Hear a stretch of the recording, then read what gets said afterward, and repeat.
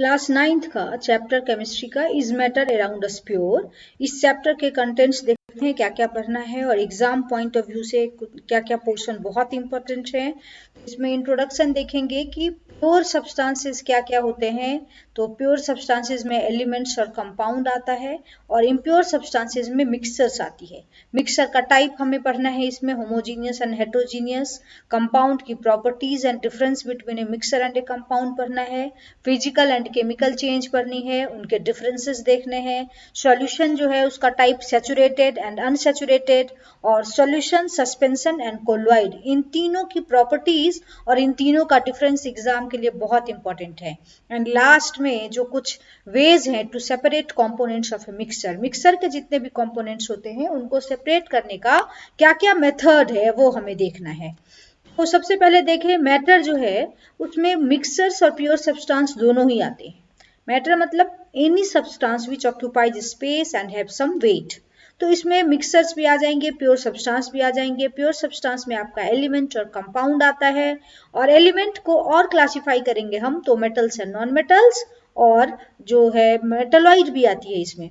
Metals जो है वो मैग्नेटिक भी हो सकती है और नॉन मैग्नेटिक। मैग्नेटिक में आयरन हमारा एग्जाम्पल है, निकल, क्रोमियम, और नॉन मैग्नेटिक में जितने भी अदर मेटल्स आ जाएंगे वो हैं। मिक्सचर्स में होमोजीनियस एंड हेट्रोजीनियस, इसकी डेफिनेशन पढ़ना है और इसका हमें जो डिफरेंसेस है एग्जाम्पल्स के साथ देखने हैं। स्टार्ट करते हैं।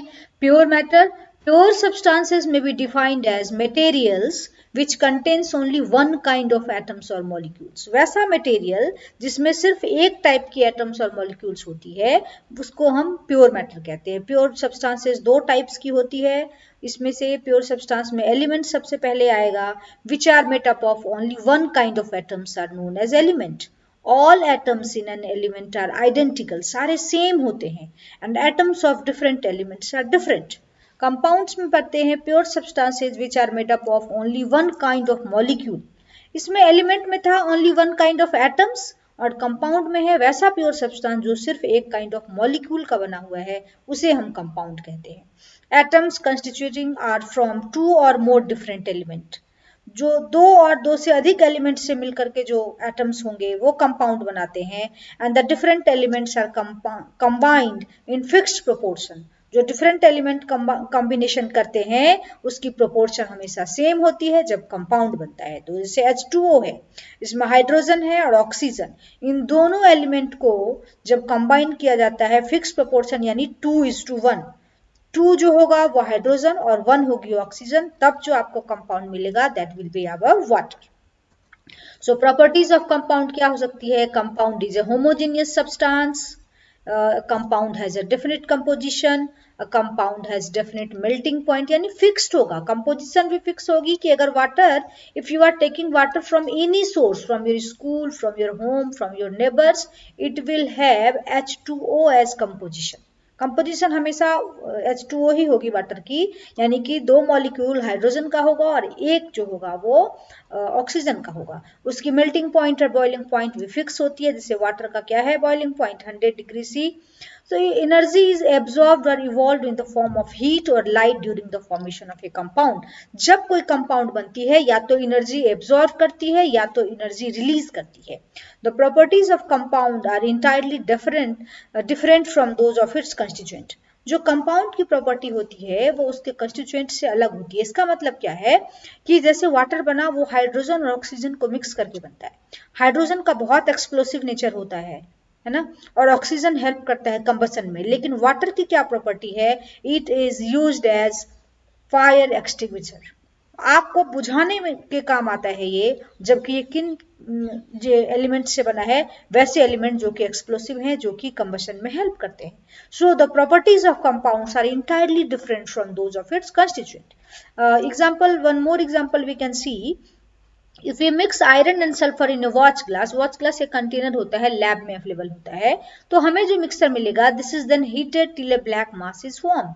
आयरन और सल्फर को जैसे ही हम हीट करेंगे तो एक ब्लैक मास हमें मिलेगी जलने के बाद। This leads to the formation of a compound called iron sulphide, और इससे हमें क्या मिलेगा, आयरन सल्फाइड मिल जाएगा।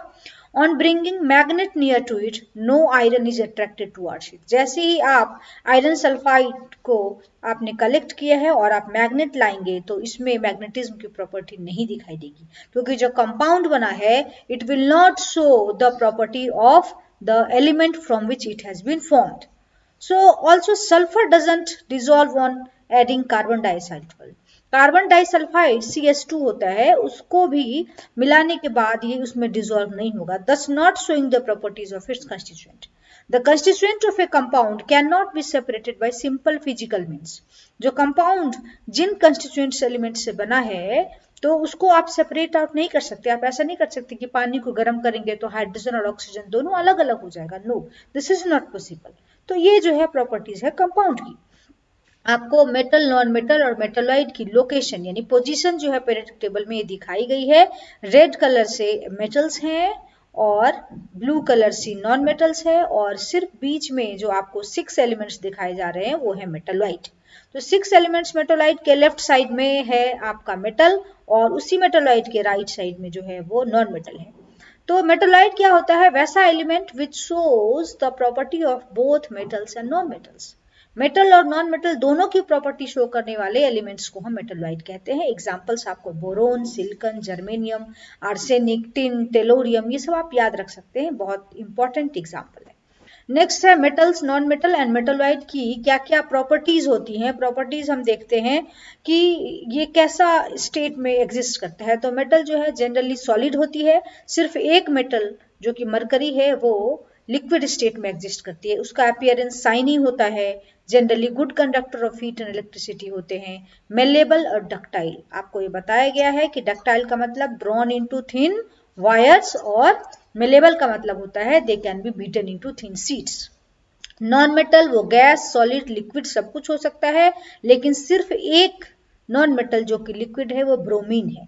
इसके अपीयरेंस बहुत शाइनी नहीं होता, कंडक्टिविटी बहुत पुअर कंडक्टर होते हैं, ब्रिटल, ब्रिटल का मतलब ये होता है कि बहुत हार्ड नहीं होता है, ये टूट सकता है आसानी से, और डक्टिलिटी बिल्कुल भी नहीं होती है।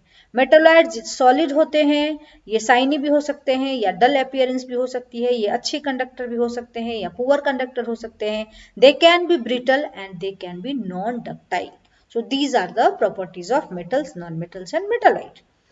हम देखेंगे इम्प्योर मेटल्स को। इम्प्योर मेटल में आपका मिक्सर आएगा। Mixer is a material which contains 2 और more different kinds of particle. बहुत तरह के पार्टिकल्स डिफरेंट काइंड के होंगे, लेकिन उसका फिक्स्ड प्रोपोर्शन नहीं होगा। Which do not react chemically but are physically mix together. वो फिजिकली मिक्स करते हैं। जैसे if you are adding salt in water, you are not adding it chemically, you are not mixing it chemically, you are mixing it physically, and there is no fixed proportion. You can add, sometime you can add 2 spoon of sugar, sometime you can add 3 spoon of sugar. So there is no fixed proportion of adding any substance in mixture. So it will not react chemically but are physically mixed together in any proportion. A mixer is said to be homogeneous, यानी कि जब सारा composition uniform हो, पूरी तरह से mix हो जाए, 2 लेयर ना आपको दिखाई दे, उसको हम होमोजीनियस बोलते हैं। जैसे आप सॉल्ट में वाटर मिक्स करते हैं, पूरी तरह से डिसॉल्व हो जाता है, वो होमोजीनियस है। अगर आप वाटर में सैंड मिक्स करते हैं तो आपको 2 लेयर दिखेगी, नीचे सैंड और ऊपर वाटर दिखेगा। इसका मतलब ये होमोजीनियस मिक्सर नहीं है, यूनिफॉर्म मिक्स नहीं हुआ है।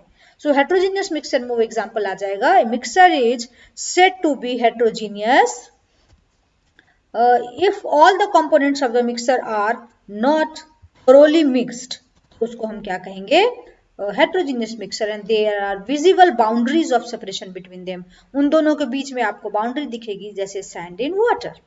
नेक्स्ट हम देखते हैं होमोजीनियस और हेट्रोजीनियस में डिफरेंस बहुत एग्जाम में आता है। So homogeneous mixture have a uniform composition throughout. We can not separate the components of the mixture through physical process, यानी कि पानी में अगर चीनी मिक्स हो गया है, आप किसी भी छन्नी से इसको सेपरेट नहीं कर सकते हैं। Components can not be seen through naked eyes, naked eye से आपको दिखेगी नहीं कि अब जब मिक्स हो गई तो नहीं दिखेगी। So the mixture is in single phase, पूरा फेज सिंगल हो गया, दो लेयर नहीं दिखाई दे रही है. Example, a mixture of water and milk, a mixture of water and salt, mixture of water and sugar. Heterogeneous में they have a non uniform composition. We can separate the components through physical processes. Components can easily be seen through naked eyes. The substances can be of two different phases and we may see different layers of the substances. इसका example होगा mixer of oil in water. पानी में जब oil को mix करते हैं तो आपको दो अलग अलग लेयर दिखता है. ऑयल लाइटर होती है वाटर से, इसलिए वो ऊपर के लेयर में आपको दिखाई देगी. यानी हेट्रोजीनियस मिक्सर में दो लेयर दिखाई देता है, जबकि होमोजीनियस में एक ही लेयर दिखाई देती है. आप यहाँ एग्जाम्पल को और पिक्चर्स के हिसाब से देख सकते हैं कि सैंड में वाटर मिक्स हुआ तो एक सैंड की लेयर नीचे दिखाई दे रही है. शुगर वाटर को मिक्स किया तो आपको कोई सा भी एक लेयर अलग अलग नहीं दिखाई दे रहा है, एक सेम यूनिफॉर्म कंपोजिशन दिखाई देगी. That is homogeneous mixture. Elements compound mixer को भी अलग अलग दिखाया है कि सेम टाइप ऑफ एटम से जो बना है वो एलिमेंट है. अगर जैसे H2 है, दो हाइड्रोजन का सेम टाइप का अगर एटम है तो वो एलिमेंट ही. कंपाउंड, इसमें H2O हम देख सकते हैं, रेड कलर से H2 दिखा सकते हैं और जो O है वो ब्लू कलर से दिख गया. इसी तरह से कार्बन डाइऑक्साइड भी हो सकता है. तो बहुत सारे एग्जांपल हो सकते हैं कंपाउंड के. डिफरेंट टाइप्स ऑफ एलिमेंट्स जो हैं वो जब मिक्स्ड हैं फिक्स प्रोपोर्शन में वो कंपाउंड हो गया. और different types of elements mix हैं, different type of substances mix हैं, लेकिन कोई फिजिकली उनका रेशियो जो होगा वो केमिकल रेशियो फिक्स नहीं होगा. ठीक है, तो उसको हम क्या बोल सकते हैं, मिक्सचर बोल सकते हैं. कंपाउंड और मिक्सर में डिफरेंस बहुत एग्जाम में आता है, तो इस सारे डिफरेंस को हम एक बार देखते हैं. Compounds are formed with the combination of two और मोर एलिमेंट्स. ठीक है, mixtures are formed when elements or compounds are mixed together. Properties of a compounds vary from their constituent element. Constituent element जिससे मिलकर बना है उससे उसकी property differ करेगी. Mixture show the properties of their constituent compounds or element. ये जो होगा जिनसे मिलके बना है उसकी प्रॉपर्टी शो करेगा. यानी कि पानी और चीनी को आपने मिक्स कर दिया, अब जब शरबत पिएंगे वो मीठी लगेगी. पानी में नमक मिला दिया, अब आप उसको पिएंगे, अगर आपको वो सॉल्टी टेस्ट दे रही है, इसका मतलब कि जो मिक्सचर है वो अपने कंस्टिट्यूएंट एलिमेंट्स या कंपाउंड की प्रॉपर्टी शो करती है. The components of compounds can not B separated physically. यानी आप सिर्फ उसको छन्नी वन्नी से फिजिकल प्रोसेस से नहीं सेपरेट आउट कर सकते हैं, जैसे डिस्टिलेशन फिल्ट्रेशन से नहीं कर सकते. Mixture components can be separated physically. Mixture जो होगा वो फिजिकली सेपरेट आउट हो जाता है. Compounds are always homogeneous mixture by nature. ये होमोजीनियस मिक्सर जो होता है वो कंपाउंड होता है. और मिक्सर में यहाँ जो हम बात कर रहे हैं वो दो टाइप की होती है, होमोजीनियस और heterogeneous. Compound they show their own characteristic, they are present in fixed ratio. और मिक्सचर जो है दे कैन बी होमोजीनियस और heterogeneous. They do not show their own characteristic. The ratio of mixture components can vary. जो उनकी component की जो ratio होती है वो वेरी करती है. एक पर्टिकुलर कंपाउंड का बॉइलिंग पॉइंट और मेल्टिंग पॉइंट सब कुछ फिक्स होता है, जबकि मिक्सर में बॉइलिंग पॉइंट और जो मेल्टिंग पॉइंट होती है वो फिक्स नहीं होती है, वो वेरी करती है. ठीक है, तो ये कांस्टेंट नहीं होता है. So these are the differences between compounds and mixture. अभी आपको पढ़ना है सॉल्यूशन क्या है, सॉल्यूट क्या है और सॉल्वेंट क्या है. सबसे पहले आप यहाँ ऊपर देखेंगे कि एक सॉल्यूशन जो होता है वो मेड अप किन किन चीजों से बना हुआ है, सॉल्यूट एंड सॉल्वेंट से. So solution is made up of solute and solvent. So what is solution? It is a homogeneous mixture of two or more substances. Solutions can be solid solution. Solid solution में alloy का example लेते हैं जिसमें कि metal और non metal से मिलके बना हुआ है, मेटल और मेटल से भी मिलके बनता है. तो alloy क्या है, होमोजीनियस मिक्सचर होता है. ठीक है, दो और दो से अधिक सब्सटेंस का. लिक्विड सॉल्यूशन में भी हम सॉल्यूशन कहते हैं, जैसे लेमोनेड यानी वाटर में आपने जो है लेमन की जूस मिला दी है, शुगर मिला दिया, ये सब सॉल्यूशन है. गैसियस सॉल्यूशन का अगर एग्जांपल लेंगे तो एयर हो सकता है. सॉल्यूट क्या है, वैसा कंपोनेंट सॉल्यूशन का जो कि सॉल्वेंट में मिक्स होता है. यूनिवर्सल सॉल्वेंट का एग्जांपल अगर आपको पूछे तो water is a universal solvent, जो सब कुछ में घुल जाता है, इसलिए उसको यूनिवर्सल सॉल्वेंट कहते हैं. So the component of the solution that is dissolve in solvent is solute. And the component of the solution that dissolves other component, जो दूसरे component को अपने में dissolve कर देता है, that is called solvent. Example of solvent can be water, generally liquid होती है ये, और solute जो होता है generally solid होता है. ठीक है, अभी हम देखते हैं difference between suspension, colloidal solution और सॉल्यूशन में, इन तीनों में क्या डिफरेंसेस है। तो सस्पेंशन जो होती है उसकी पार्टिकल साइज, जो साइज होती है वो 100 नैनोमीटर से स्मॉल होती है। कोलाइडल सॉल्यूशन की 1 to 100 नैनोमीटर की रेंज में होती है और सॉल्यूशन का जो पार्टिकल साइज है वो लेस देन 100 नैनोमीटर होता है। यानी सबसे छोटा साइज किसका हो गया यहाँ पे, सॉल्यूशन का। फिल्ट्रेशन सेपरेशन ये सस्पेंशन को कर सकते हैं और कोलाइडल सॉल्यूशन में नहीं हो सकता और सॉल्यूशन में भी नहीं हो सकता। सॉल्यूशन का आप एग्जांपल लीजिए, पानी में जब आपने चीनी मिला दी है तो आप उसको सेपरेट आउट नहीं कर सकते हैं फिल्टर पेपर से या छन्नी से, उसकी साइज बहुत छोटी होती है, इसलिए आपको पानी में सॉल्ट जो डिजोल्व है वो नहीं दिखाई देती है। कोलाइडल सॉल्यूशन में वाटर में मिक्स जब मिल्क हो जाता है, वो एक एग्जांपल है कोलाइडल सॉल्यूशन, तो उसको भी आप फिल्ट्रेशन प्रोसेस से सेपरेट आउट नहीं कर सकते, उसकी साइज थोड़ी सी बड़ी होती है, इसलिए आपको दूध दिखाई देती रहती है उसके अंदर पानी में अगर मिक्स है। सस्पेंशन में आप एग्जांपल ले सकते हो, if you are dissolving water in sand को अगर आप मिक्स कर रहे हो तो वो सस्पेंशन, वाटर में अगर सॉइल को मिक्स कर दिया वो सस्पेंशन है। उसकी साइज इतनी बड़ी है कि आपको दोनों लेयर अलग अलग दिखाई देंगी और उसको आप फिल्टर पेपर से सेपरेट आउट कर सकते हो, किसी भी फिल्ट्रेशन प्रोसेस से आप उसको कर सकते हो। सेटलिंग ऑफ पार्टिकल्स, ये सेटल हो जाएंगे सैंड वाले, यानी सस्पेंशन सेटल होगा। सस्पेंशन ओपेक होती है, ओपेक का मतलब क्या कि उससे लाइट जो है वो पास नहीं करेगी। और टिंडल्स इफेक्ट, टिंडल्स इफेक्ट का मतलब है scattering of white light into different colours. ठीक है, तो जब सस्पेंशन के थ्रू लाइट पास करेंगे तो स्कैटर हो जाएगी लाइट। ठीक है, तो टिंडल इफेक्ट शो करता है सस्पेंशन। डिफ्यूजन, डिफ्यूज नहीं होगी वहां पे, डिफ्यूजन नहीं होता है। ठीक है, ब्राउनियन मूवमेंट भी वही होता है, जिगजैग मूवमेंट होता है, जब कोई भी पार्टिकल पे लाइट आप डालते हैं तो जिगजैग मूवमेंट दिखाई देता है, उसको ब्राउनियन मूवमेंट कहते हैं और ये सस्पेंशन ही सिर्फ दिखा पाता है और इसका नेचर हेट्रोजीनियस होता है।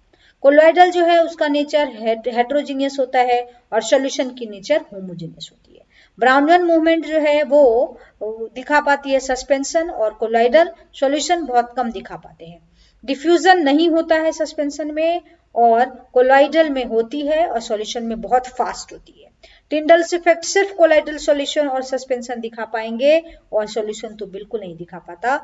और ओपेक जो होती है अपीयरेंस सस्पेंशन की, ट्रांसपेरेंट कोलॉइडल सॉल्यूशन और सॉल्यूशन दोनों की। तो ये आप एग्जांपल भी याद करेंगे और डिफरेंस तो एग्जामिनेशन में श्योर शॉर्ट क्वेश्चन होता है। टिंडल्स इफेक्ट का एग्जांपल थोड़ा डेफिनेशन के साथ देखते हैं। When a beam of light is passed through a colloidal solution, the colloid particles scatter the beam of light and the path of light becomes visible in the solution. जैसे ही किसी भी colloidal solution से आप beam of light pass करेंगे तो light की आपको path दिखने लगेगी। जैसे आप देख रहे हैं यहाँ घने जंगल में एक टॉर्च की लाइट अगर डाली या धूप आ रही है बहुत तेज, तो उससे आपको लाइट की पाथ दिखाई देगी। इसी प्रोसेस को हम टिंडल्स इफेक्ट कहते हैं। So Tyndall's effect can be seen when light enters a room through a small hole due to scattering of light by the dust and smoke particle. It can be seen in a dense forest, यानी nature में भी देखा जा सकता है, due to scattering of light by water droplets in the mist. तो ये है टिंडल्स इफेक्ट आपका। 8th में आप में ये देख सकते हैं कि जैसे ही सॉल्यूशन, कोलॉइड और सस्पेंशन, तो कोलॉइड और सस्पेंशन जो है वो लाइट की पाथ दिखा रही है, सॉल्यूशन नहीं दिखाएगी, यानी कि टिंडल्स इफेक्ट सॉल्यूशन नहीं शो करती है। यही चीज यहाँ पे आपको दिखाया गया नीचे भी कि फ्लैश लाइट जब दे रहे हैं तो सॉल्यूशन पे लाइट की पाथ नहीं दिख रही है, स्क्रीन यहाँ है ब्लैक कलर से दिखाई गई, सिर्फ कोलॉइडल के पार्टिकल्स आपको दिखाई दे रहे हैं। तो ये आपका हो गया क्या, पाथ कैसे दिखाई देता है टिंडल्स इफेक्ट में, तो ये समझ में आ गया। नेक्स्ट है सैचुरेटेड एंड अनसैचुरेटेड सॉल्यूशन, ये भी इस चैप्टर में दिया गया है, इसकी डेफिनेशन पूछी जाती है। The solution is unsaturated when it can dissolve more solute. अगर आप किसी भी सॉल्यूशन में ज्यादा से ज्यादा और ज्यादा अमाउंट में अगर सॉल्यूट मिला पा रहे हैं, इसका मतलब कि सॉल्यूशन अभी भी अनसैचुरेटेड है। सैचुरेटेड का मतलब होता है क्या, सेटिस्फाइड। अनसैचुरेटेड मतलब अनसेटिस्फाइड, यानी कि आप और ज्यादा अमाउंट ऑफ सॉल्यूट को मिक्स कर पाते हैं। सैचुरेटेड सॉल्यूशन वैसा सॉल्यूशन है जिसमें कि जो सॉल्यूशन है वो सेटिस्फाइड हो गया है, it means no more amount of solute can be added in it. Saturated solution का डेफिनेशन है, a chemical solution containing maximum amount of solute present in the solvent is called saturated solution. It can dissolve no more of the solute, यानी अब आप उसमें नहीं mix कर पाएंगे क्योंकि इट हैज बिकम सैटिस्फाइड।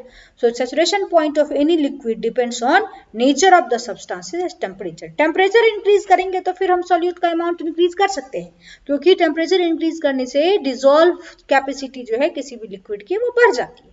ठीक है, अब है अनसैचुरेटेड सॉल्यूशन, सैचुरेटेड सॉल्यूशन और सुपर सैचुरेटेड सॉल्यूशन। इन तीनों को हम देखते हैं। अनसैचुरेटेड का मतलब कि आप और डिसॉल्व कर सकते हो क्योंकि ये सेटिस्फाइड नहीं है। सैचुरेटेड में नो मोर सॉल्यूट क्योंकि ये सेटिस्फाई हो गया है। और सुपर सैचुरेटेड का मतलब है कि ये अनस्टेबल है, क्रिस्टल फॉर्म हो गई है।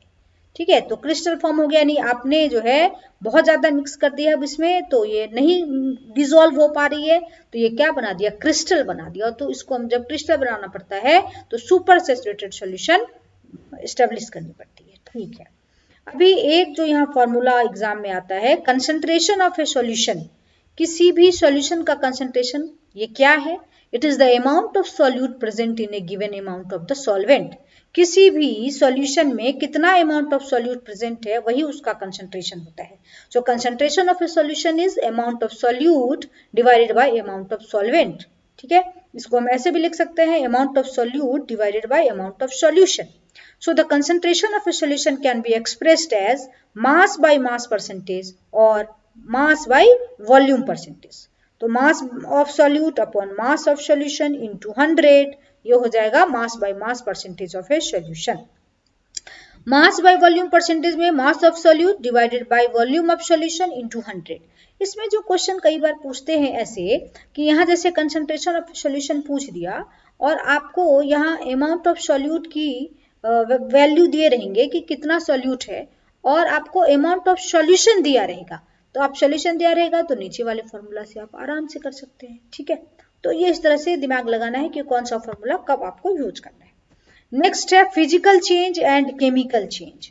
फिजिकल चेंज और केमिकल चेंज पढ़ा है हमने बहुत सारे क्लासेस में, यहाँ डिफरेंसेस देखते हैं। In physical change no new substance or product is formed.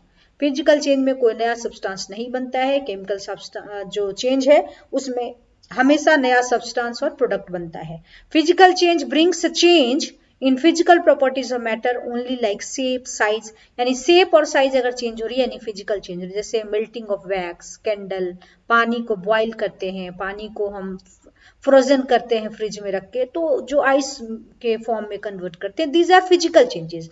It is a reversible change that can be reversed easily. For example, ice into vapors. These physical changes have no effect on the chemical bond of atom. Atom के बीच में जो भी chemical bond होती है उसके ऊपर इसका कोई इफेक्ट नहीं होता।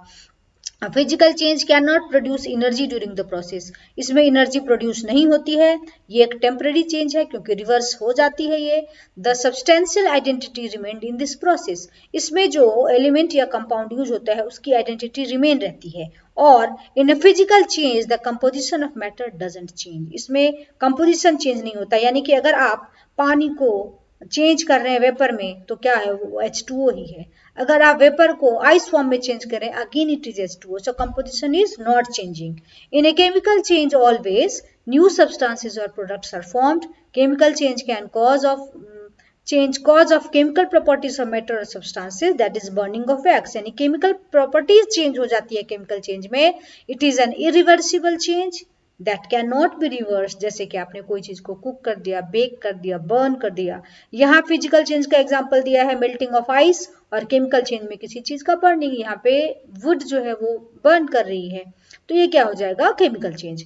जो केमिकल चेंज है it have a direct effect on chemical bond, जैसे ही कोई चीज बर्न होती है तो केमिकल बॉन्ड जो है होता है वहां ब्रेक होने लगता है।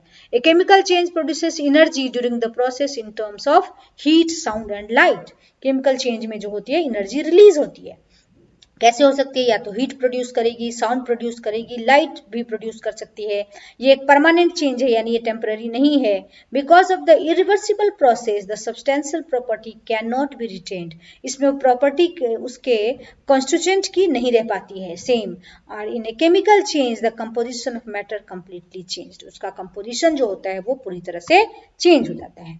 अब आप सेपरेशन प्रोसेस देखेंगे, इसमें से हमें पढ़ना है 7 separation process: evaporation, centrifugation, decantation, sublimation, centrifugation और जो है आपका chromatography and distillation and fractional distillation. तो ये सभी हम देखते हैं कि कौन कौन सा है टेक्निक। सबसे पहले इवेपोरेशन है। इवेपोरेशन हम पहले भी बहुत पढ़ चुके हैं। It is a method for separating a volatile component. Volatile component वैसा सब्सटेंस है जिसकी की बॉइलिंग पॉइंट बहुत कम होती है, तुरंत वो वेपोराइज हो जाता है। जैसे आपने हाथ में लिया, कोई चीज वेपोराइज हो गई, जैसे अल्कोहल, कोई पेट्रोल अगर आप हाथ में लेते हैं, तो जैसे आप नेल रिमूवर जो है वो लिक्विड को अगर हाथ में लेते हो तो आपको हाथ बहुत ठंडा लगने लगता है, क्योंकि वो जो कंपाउंड है, वो सब्सटेंस जो है वोलाटाइल सब्सटेंस है। So it is used for separating a volatile component from a non volatile component by heating. Ink is a mixture of dye and water. ठीक है, जैसे हम नॉर्मल देखें, अगर इवेपोरेशन में इतना मुश्किल से एग्जांपल नहीं देखते हैं। इवेपोरेशन में अगर आप पानी है, उसमें सॉल्ट मिक्स किया हुआ है, उसको जब हम हीट करेंगे तो वाटर जो है वो इवेपोरेट हो जाएगी, नीचे क्या बच जाएगा, सॉल्ट बच जाएगा, और लास्ट में वो क्रिस्टल के फॉर्म में बचेगा। तो इवेपोरेट हो रहा है, यानी हम उसको बॉयल करके वेपर फॉर्म में चेंज कर रहे हैं। तो ये प्रोसेस क्या होता है, इवेपोरेशन होता है। नेक्स्ट देखते हैं centrifugation, the method of separating denser particle and lighter particle. दो पार्टिकल्स हैं जो कि एक डेंस है और एक लाइट है, तो उसको अगर सेपरेट आउट करना है तो हम कौन सी टेक्निक यूज करते हैं, centrifugation. If we take some milk in a centrifuging machine and spin it rapidly, उसको बहुत जोर से आप स्पिन करते हैं तो क्रीम सेपरेट हो जाएगा मिल्क से, because cream is less dense. So less dense जो होगा, यानी कि लाइटर पार्टिकल्स वो ऊपर आ जाएगी और मिल्क जो है वो नीचे रह जाएगा। तो ये टेक्निक सेंट्रीफ्यूगेशन कहलाती है। थर्ड क्या है, decantation. This method is used for separating a mixture of immiscible liquid. Immiscible का मतलब होता है वैसा लिक्विड जो मिक्स नहीं होते हैं, दोनों एक दूसरे के साथ डिसॉल्व नहीं होते हैं, इसको immiscible liquid कहते हैं। So liquid separate into different layers depending on their densities. उनकी डेंसिटी अलग अलग होती है, एक लाइटर होता है, एक हैवियर होता है। Lighter particles will float at the upper layer और जो हैवियर पार्टिकल होगा वो नीचे रहेगा। तो इस तरह का जो प्रोसेस जो होता है, उसके लिए एक हमारे पास लैब में सेपरेटिंग फनल होती है। सेपरेटिंग फनल को यूज करके डेंसर और लाइटर पार्टिकल्स को अलग अलग सेपरेट आउट किया जा सकता है। If we take a mixture of kerosene, oil and water in a separating funnel, it forms separate layer of oil and water. The water can be separated by opening the stop cock. जैसे नीचे वाले stop Kock को आप open करेंगे, water निकलने लगेगी, और जैसी ब्लू वाला लेयर जो आपको दिख रहा है वहां तक पहुंचेंगे, आप स्टॉप कॉक को बंद कर दीजिए, यानी आपने दोनों जो सब्सटेंस थे, इमिसिबल लिक्विड थे, उसको सेपरेट आउट कर लिया है। थर्ड है सब्लिमेशन, ये फर्स्ट चैप्टर में भी पढ़ाया गया है।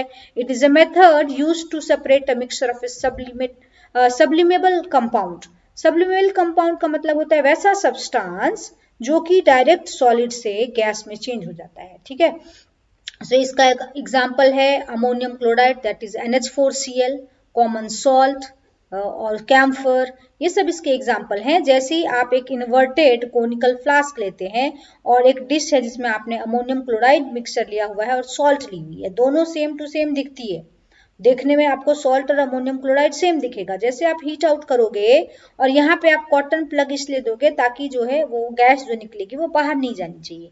तो आप जब हीट करेंगे तो आप देखेंगे कि कोई चीज जो है ऊपर उठने लगी, कोई गैस पार्टिकल्स बाहर आने लगे, तो उसी को रोकने के लिए आपने यहाँ पे कॉटन प्लग किया हुआ है।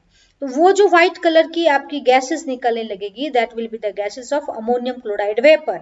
और इस तरह से आपने अमोनियम क्लोराइड को सारे बाहर निकाल दिया, गैसेस फॉर्म में निकल गई, और जो नीचे बच गया that is your salt. So this technique is called sublimation, in which a sublimable compound is separated out from non sublimable component। अगर आपने दोनों ले लिया सब्लिमेटिंग सब्सटेंस तब तो सेपरेट नहीं हो पाएगा, एक लेना पड़ेगा नॉन सब्लिमेबल। ठीक, अभी जो ये टेक्निक है इसको बोलते हैं क्रोमेटोग्राफी। क्रोमेटो का मतलब, क्रोमो का मतलब होता है colour.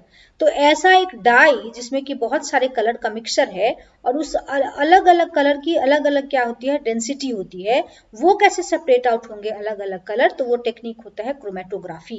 It is used for separating coloured component from liquid by using A filter paper और ब्लोटिंग पेपर।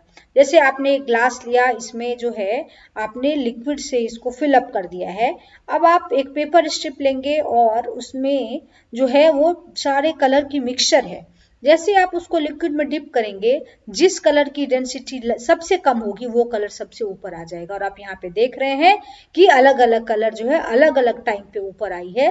और इस तरह से the component which is more soluble in water, जिसकी सॉल्युबिलिटी सबसे ज्यादा होगी वाटर में, वो सबसे ऊपर आ जाएगा और वो सेपरेट हो जाएगा।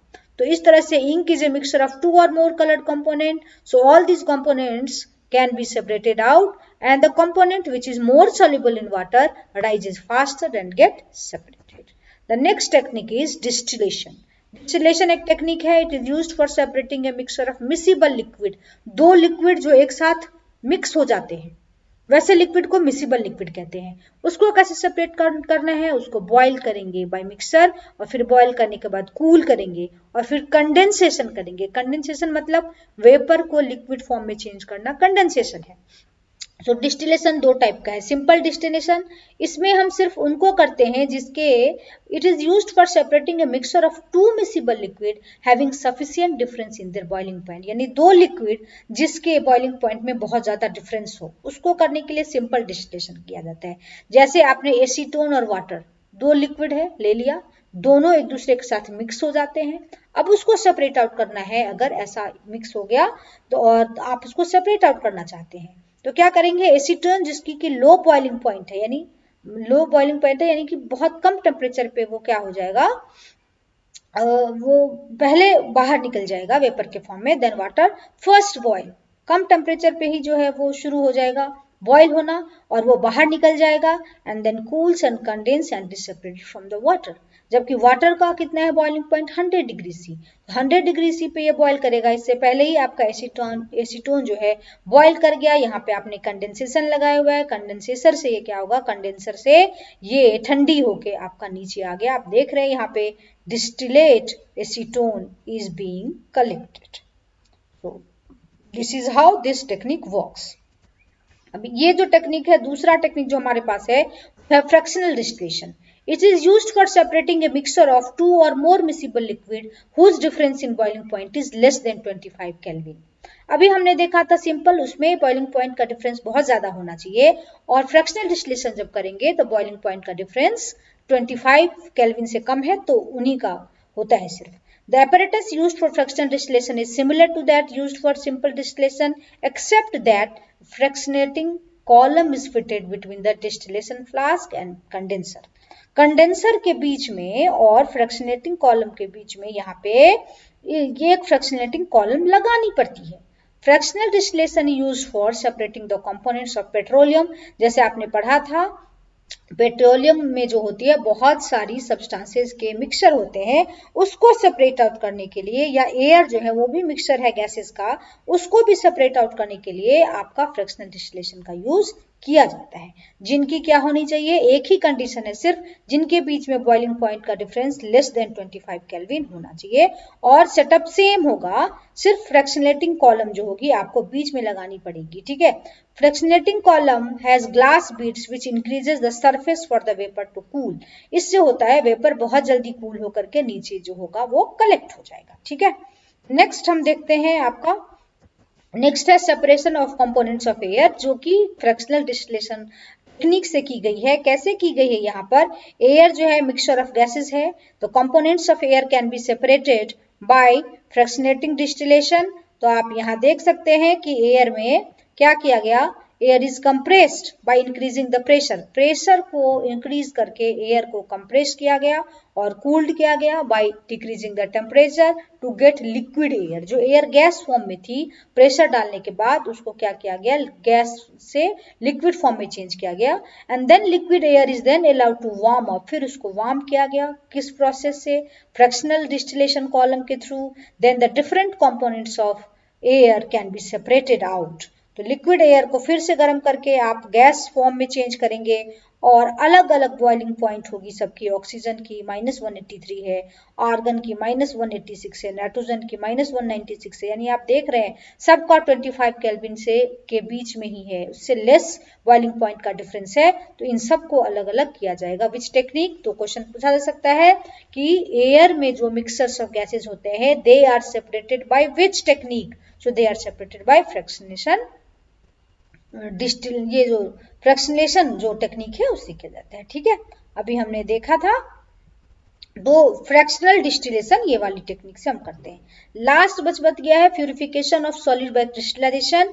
Crystallisation is the process of obtaining a pure solid in the form of crystal from its solution.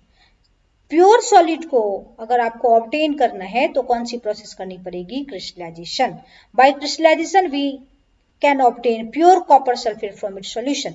Copper sulphate को अगर आपको प्योर ऑब्टेन करना है तो कौन सा टेक्निक करना पड़ेगा? क्रिस्टलाइजेशन। कॉपर सल्फेट का फॉर्मूला होता है CuSO4, तो आप डिसॉल्व करेंगे 5 ग्राम ऑफ CuSO4 को मिनिमम अमाउंट ऑफ वाटर में, फिर उसको फिल्टर करेंगे ताकि उसकी इम्प्योरिटीज सारी बाहर आ जाए। उसके बाद इवेपोरेशन करेंगे, तो evaporate the solution in a china dish to get a saturated solution.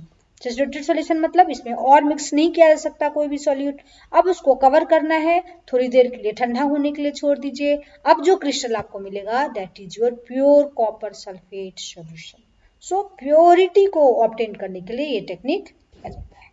अब आपके लिए ये चैप्टर पढ़ने के बाद ऑनलाइन टेस्ट है, ये आप वीडियो को पॉज करेंगे, इस क्वेश्चंस को देखेंगे। 10 questions have been given to you, और जो भी आपको क्वेश्चन यहाँ पे बताए गए थे, जो भी कंसेप्ट बताए गए से सिर्फ उसी कॉन्सेप्ट से क्वेश्चन है, तो वीडियो को पॉज कीजिए और अपना टेस्ट खुद ले लो। ऑनलाइन टेस्ट में 10 क्वेश्चंस जो है it has been given for you, so I think you can do all the questions. बहुत अच्छे से आप कर पाएंगे। Thank you.